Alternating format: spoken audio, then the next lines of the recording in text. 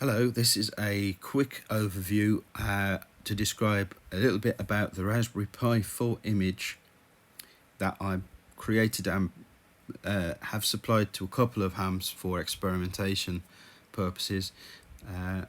The radios are all connected to Raspberry Pi 4s. There's 3 of the radios on 3 different Raspberry Pi 4s, and there's a 4th Raspberry Pi which is acting as a console server in order to be my main desktop without affecting performance of the TNCs, which are sensitive to occasional lag on system due to the VARA running inside an emulator. Now I'm just showing you the main desktop of my console, which is immediately apparent. You have 3 identical systems on the left hand side, well, almost, that appear to be tiny versions of the image. You only get one of these with the image, so the top one here on Superbox is what you will see when you attach VNC number 2 to your main screen after starting the services for each of the TNCs. The virtual VNC will start automatically as soon as the TNCs are started using the system services, and the VARA modem is the only one running in Wine. It looks like a Linux application because I've set that up to use the window manager for appearance, so it looks like a native app, but it isn't. It's running under Wine. The Qt sound modem and ARDOP are both running on native Linux binaries. Those are compiled for the processor that is running on the Raspberry Pi. So VARA is the only one running under Wine, and we only use VNC simply because it is easy to attach to any other operating system device for access and monitoring. And I can demonstrate this by closing down this VNC viewer and opening up it directly so you can see it nice and clearly. There we go. This is the TNC bank running Qt sound modem, VARA and ARDOP, and the ARDOP GUI is attached. They're all set up in the image to run and attached to this screen as soon as the services for each TNC is started. So once the TNC services have started, you can go into the various configuration options of these TNCs and change the options such as the IP address to reflect that of your node. Now the node is running on one of these TNC bank boxes, and that's called Gigabox. That's this one. It also hosts a couple of FL rig instances in order to use rig control from BPQ, the Lin BPQ node, to control the frequency and modes on the radio remotely. I prefer this because it gives me the option to see everything happening if I'm a remote operator. This Raspberry Pi is capable of handling 2 instances of FL rig, VARA and Qt sound modem and ARDOP, as well as running the node and a lot of the background processes that are running. So this Raspberry Pi is more than powerful enough to handle a day-to-day node. Bear in mind that the node that is running on this is one of the largest AXIP nodes in the world, and it has an incredible amount of network connections to it, simply because we have to make sure that the software is robust, and I'm one of the testers to do that. At the moment, as the VARA session actually open right now between Ireland and the Netherlands, I'll just bring that back up so you can see that actually happening. There it is. The link down here is at 270 BPS at the moment. It's sitting just above our normal net 105 allocation, with an additional packet radio channel above it. So all the multi-modes run in between, and but packet is available on both in case we want to run APRS. We run on a higher port away from net 105. It's fine for beaconing, but I must say that as soon as somebody sends a message that requires acknowledgements, it can clog up the frequency very quickly, unfortunately. And I also found out recently a way to send one single command which can actually, well, I won't go into that, but it's very, very bad for the radios, I can tell you that. Okay, a little bit more about the insides of the Raspberry Pi image. The image has an additional section for running DOSBox. Now, that's a third-party thing that I wouldn't expect anyone else to use. Looking on the right hand side of the screen here, you can see I've got some Windows applications. Windows 3.11, one of the best packet radio programs ever written, was WinPack. Unfortunately the author went silent key a long time ago now, but WinPack 6.8 is compatible with today's forwarding standards on BBSs, along with APRS 32, APRSIS 32, and I've at the bottom one of my favorite DOS-based packet radio programs, Super Packet. Not for the faint of heart. It's very complicated, but very powerful. These are running, as I say, on an independent Raspberry Pi. None of the TNCs are running on this particular system you're looking at now. This is just a console server.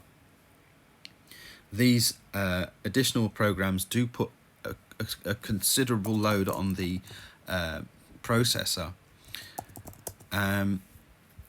so it isn't advised to run DOSBox on any of the systems that are running the TNCs. They're on the image at the same time because I use the same image to reflash my SD cards to bring up either a TNC bank or my desktop console, which is this one you're looking at. It's the same machine essentially. So the node, as I say, is running on a separate system. You have to connect the TNCs to the node via TCP/IP. All of the TNCs that come pre-configured are set to use my settings, so you'll have to go through each of the TNC settings and set the various device parameters up. A word of warning, of course, when you're editing anything with QT Sound Modem, after doing the hack that is required to get the sound modems to share the same sound card, if you save any settings in this dialog, it will write over the configuration and break the sound card. So what you'll have to do, instead of editing the dialog, is edit the actual sound modem binary configuration file, which is in the bin directory under QT Sound Modem, and set the ports that you want. I use non-standard ports because I've got so many TNCs. So so there you go, port 6666 and 7777 are set for QT Sound Modem. Those reflect in the BPQ configuration, and the same goes for VARA as well. The settings for VARA have I'm using the standard port. Oh no, maybe not actually. Don't think that's the standard one. But you set the VARA port, and then on your node box set the appropriate port there as well in the BPQ configuration. So as long as it's clear how that works, in order to get the TNCs to show up on the virtual desktop, and in order to get the virtual desktop started, you must start the services that the TNCs use. It all runs through systemd. The unit files are already installed in the image. It's as simple as running sudo service vara stop or start to change the status. Now, there is a slight bug with VARA's implementation of sockets, and that causes the causes the TNC to stop listening to TCP completely. So every now and then I have a workaround script on my website, which is listed under how to keep VARA TNC alive on red-heat.com, and that runs from a cron tab on only one box. You don't need to install it on all of the boxes. I just run it on the TNC box, and what that does, it's called Kick TNC. You provide the IP address of the box and the ports for VARA and the radio port in BPQ that it's listening on, as well as the user ID. And what this does, every 30 seconds it will check the TNC, and you'll see this happening as the listen icon, the listen button will periodically go yellow as each check is done. What it actually does is it logs into BPQ remotely. It interrogates the TNC to see if it's alive. If it's not alive, it clears the broken ports out of the Linux table using a program called callsign, and then it will attempt to restart VARA a number of times until it reconnects, and you get all 3 green LED lights on the TNC. That's all documented on the website. The script's available for download there, and it makes a very robust system. It's been running like this for a few months now, and it's been very successful.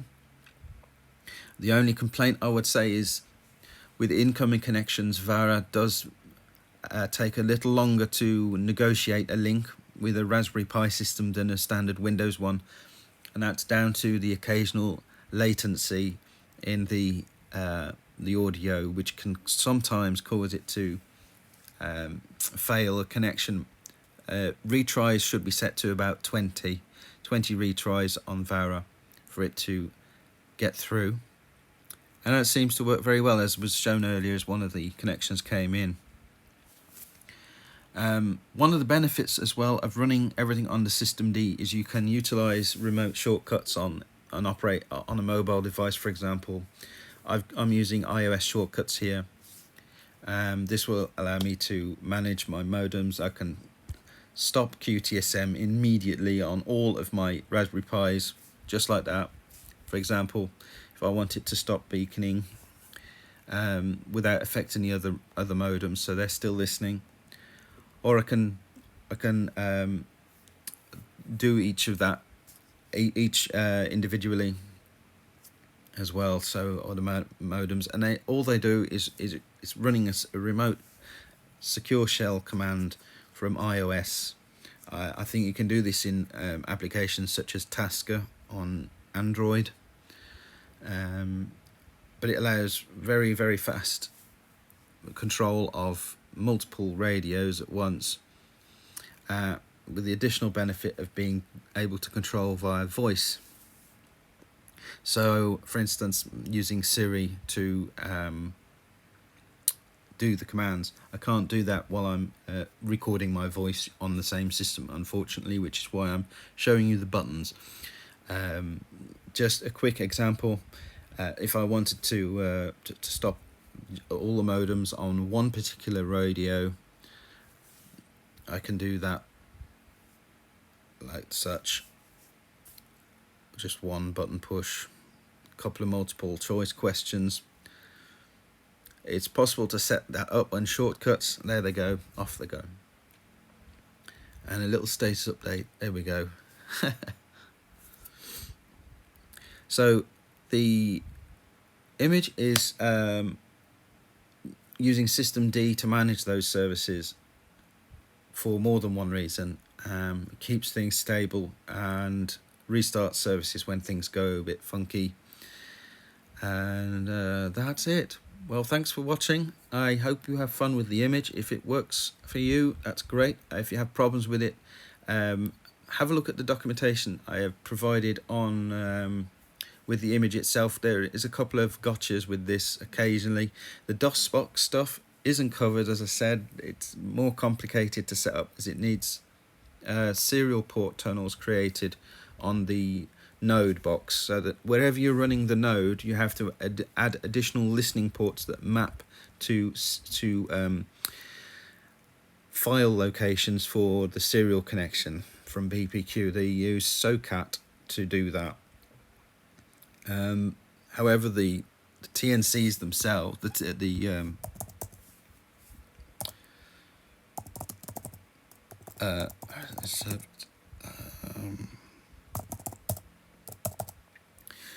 the TNC bank box has some system D service scripts that automatically start the ports for the DOSBox application. I run one application per port, and those refer to a port that's in the BPQ configuration. A KISS port, for example, that is mapped to /home/BPQ, and they are symlinks to real devices. So there you go.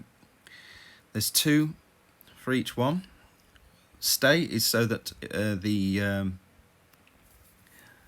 BPQ attaches to the one that will always be there, because when a TCP port closes, either intentionally or accidentally, it deletes the device, and we don't want that because BPQ will lose its ability to find the port. So we have a permanent port, and then we use a dynamic port mapping to the port that's permanent, and that number reflects to the TCP port that is listening. So you can attach one of the TNC DOSBox instances. The DOSBox configuration is set up to use the port on the local machine, which pipes through SOCAT across the network to the node box to one of the listeners, and that's that. Way too complex to explain in a video. Okay, I hope that helps, and good luck.